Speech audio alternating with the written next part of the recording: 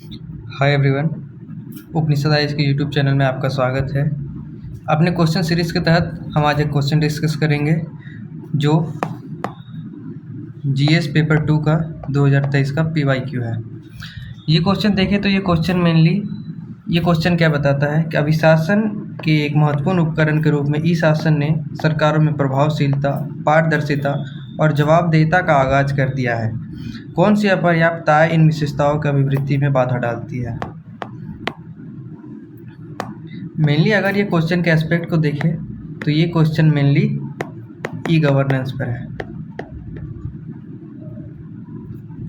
कैसे e governance पारदर्शिता, जवाबदेहिता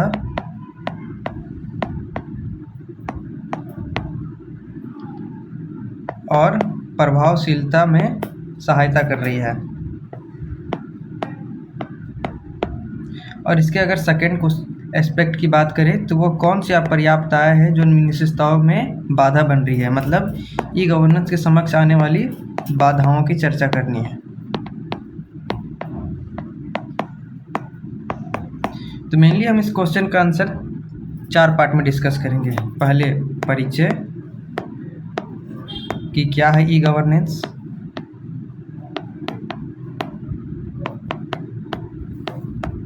फिर इसके मॉडल्स और कैसे इसके मॉडल प्रभावशीलता, पारदर्शिता प्लस जवाबदेहिता में सहायक है।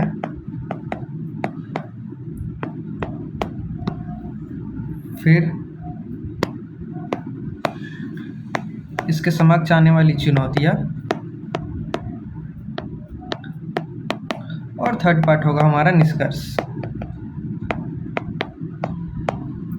अगर क्वेश्चन के हम फर्स्ट पार्ट को देखें तो हम परिचय बताएंगे कि ई गवर्नेंस क्या है। ई गवर्नेंस जो इलेक्ट्रॉनिक गवर्नेंस इसका फुल फॉर्म है।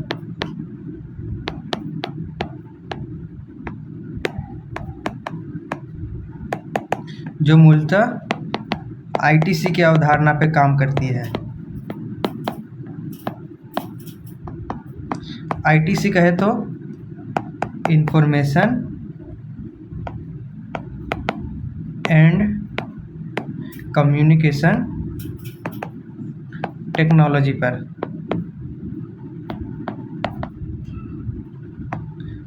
यह भारत सरकार के सुशासन की अवधारणा को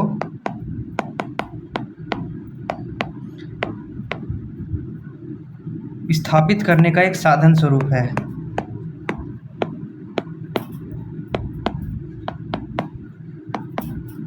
जिसे मोदी जी राम राज्य लाने वाले साधनों में से एक मानते हैं।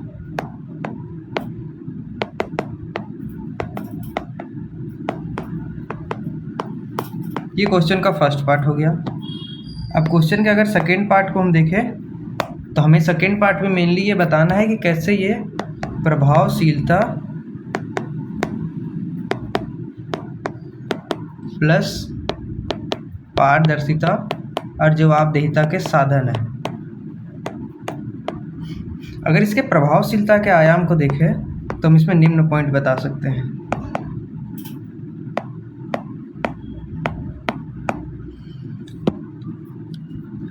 ई गवर्नेंस का जो 4 मॉडल है,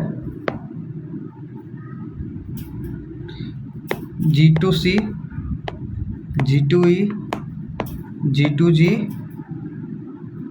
और G2B, जिसमें फर्स्ट स्टैंड करता है government to citizen, second G2B stand करता है गवर्नमेंट टू बिजनेस और G2G स्टैंड करता है government to government to government और G2E स्टैंड करता है गवर्नमेंट टू एम्प्लॉय।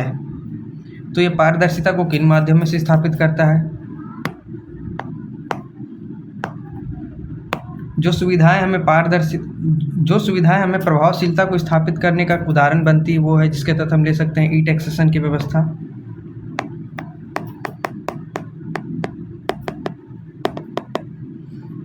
आदमी अपना टैक्स ऑनलाइन या फिल कर सकता है।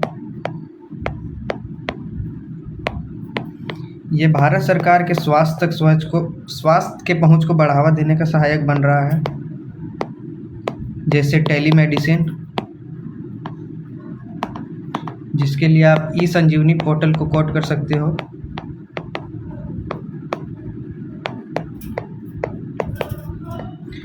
थर्ड पार्ट में हम लिख सकते हैं कि आप घर बैठे कैसे सुविधाओं को प्राप्त कर सकते हो।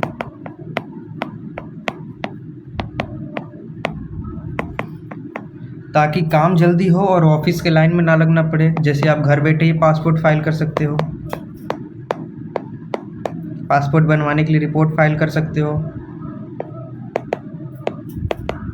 आप पैन कार्ड के लिए घर से ही अप्लाई कर सकते हो। एक और एग्जांपल हम ले सकते हैं कैसे बैंकिंग सेक्टर इससे प्रभावित हो रहा है, प्रभावशील बन रहा है।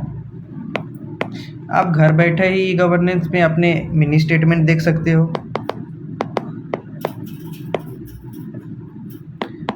आपके बैंक अकाउंट में अगर कोई घपला हुआ या कुछ गलत काम हुआ है तो आप ऑनलाइन ही रिपोर्ट दाखिल कर सकते हो।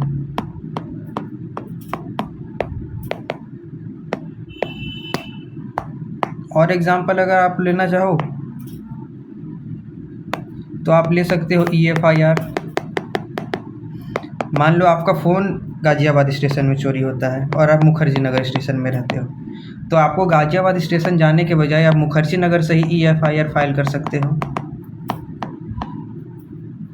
इससे भी प्रभावशीलता बढ़ रही है, आपका समय बच रहा है और आपका काम जो FIR वहाँ दर्ज होता है वो FIR यहाँ दर्ज होगा, और बल्कि जो लिखित तौर पर FIR की जो प्रतिक्रिया होती है उससे त्वरित प्रतिक्रिया आप EFIR के माध्यम से देख सकते हो।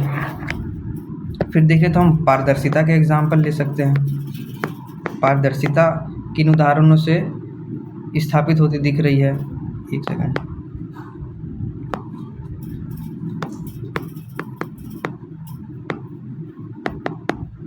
जैसे देखो, आप RTI फाइल कर सकते हो, राइट टू इंफॉर्मेशन एक्ट 2005, जिसके तहत सरकार का क्या आय था, क्या व्यय था, कितने दिनों में काम पूरा हुआ, मतलब समय अंतराल।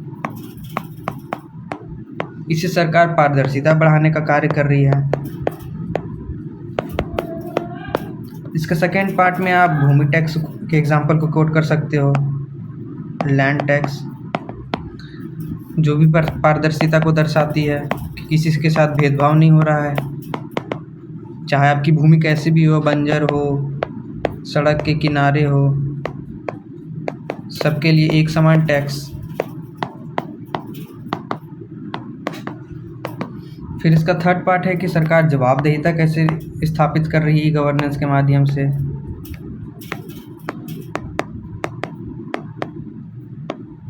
आप इसमें निम्न एग्जाम्पल ले सकते हो, सोशल ऑडिट, RTI की समयबद्धता। जब आप RTI फाइल करने जाते हो तो वहाँ ये बाकायदा लिखा रहता है कि इसकी रिपोर्ट आपको कितने दिनों में मिलेगी, 24 घंटों में, 48 घंटों में, या 7 दिनों में मिल जाएगी, या 15 दिनों में, और ये समय बाउंड तरीके से आपको RTI का रिपोर्ट मिलता है। थर्ड एग्जांपल आप ले सकते हो बायोमेट्रिक अटेंडेंस का, कि कैसे लोग ज़्यादा आ रहे हैं तो सामने वाले के प्रति उनकी जवाबदेहिता बनती है कि आप आए हो तो आपको काम तो करना ही पड़ेगा। ये था क्वेश्चन का सेकेंड पार्ट। अब हम थर्ड पार्ट देखें तो थर्ड पार्ट पूछ रहा है कि इस क्रम में आने वाली बाधाएं क्या हैं, इसके अभिवृद्धि में आने वाली बाधाएं।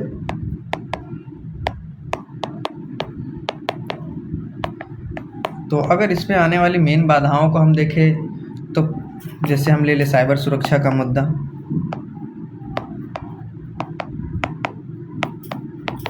2021 में जब एयर इंडिया का डाटा लॉस हुआ था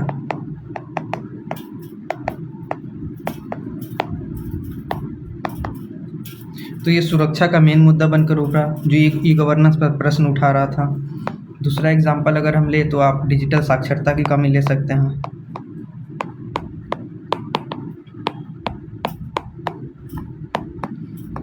बहुत लोगों को तो अभी व्हाट्सएप भी ठीक से चलाना नहीं आता। वो देखेंगे तो फेसबुक देखेंगे।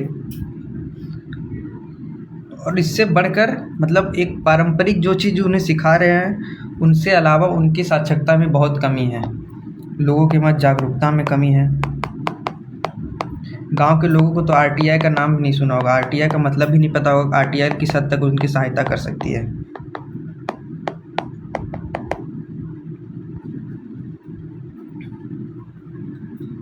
फिर अगर एग्जाम्पल ले अवसंरचनात्मक कमियां,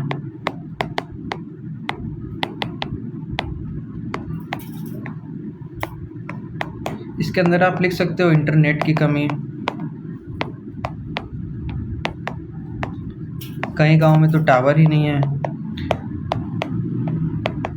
तो वो क्या आरटीआई के बारे में जानेंगे और क्या सरकार से अपने हक की मांग करेंगे। अगर अगला एग्जाम्पल ले तो आप लिख सकते हो गोपनीयता की समस्या।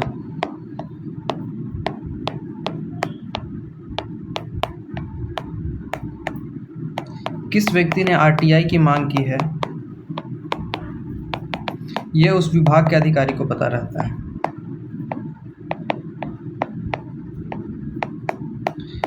जिससे इसके व्यक्ति की गोपनीयता में सब प्रश्न आता है।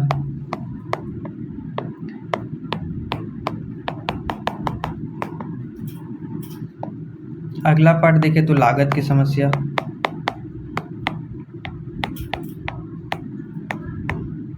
इस प्रकार आप कई सारे एग्जाम्पल ले सकते हो। इसके बाद हम इसके क्वेश्चन के फोर्थ पार्ट पर आ जाएंगे, निष्कर्ष पे।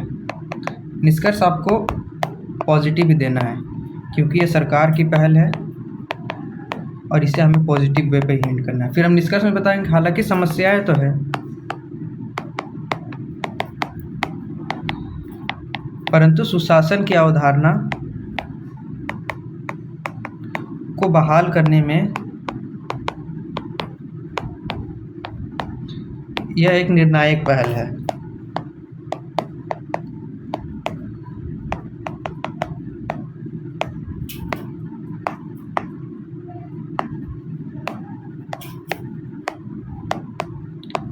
जिसके योगदान में वृद्धि हम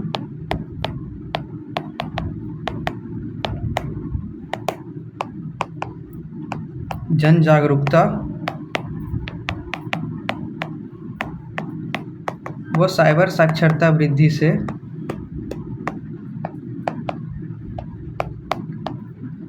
कर सकते हैं, जो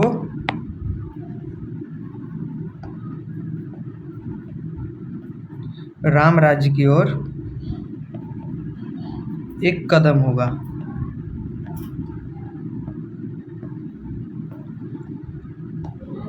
तो दोस्तों, ये था हमारा क्वेश्चन और इसका मॉडल आंसर। Thank you.